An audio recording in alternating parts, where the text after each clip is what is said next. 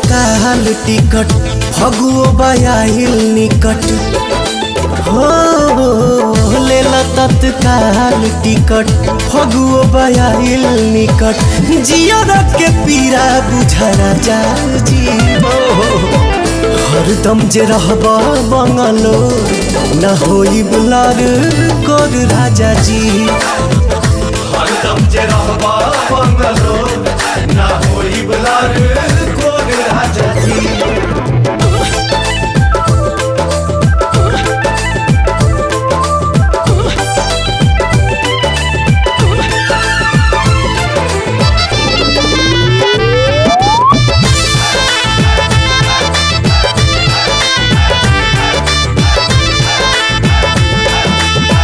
किन किन धैले बानी ढेर के खेलावाना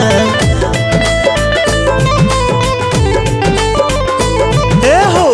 किन किन धैले बानी ढेर के खेलावाना खेले वाला कहिया आइए सैया बतावाना आज कन्फर्म कर राजा जी बनू हो हरदम जे रहबा बंगलो ना होई बुलार कोर राजा जी हरदम जे रहबा बंगलो ना होई बुलार कोर राजा जी।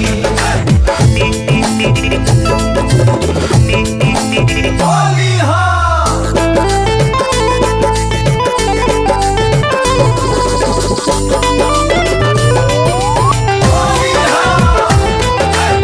सुना सुना लागेला से जरिया तोहरा बीना बात के बुझे के बाद चीज के चिन्हे के बाद सुना सुना लागेला से जरिया तोहरा बीना भला ही तू चल जइहा देके एगो चीना बन के पवनवा आजा राजा जी दीपक हरदम जे रहबा बंगलो ना होई बुलार कोर राजा जी हरदम जे रहबा बंगलो ना होई बुलार कोर राजा जी।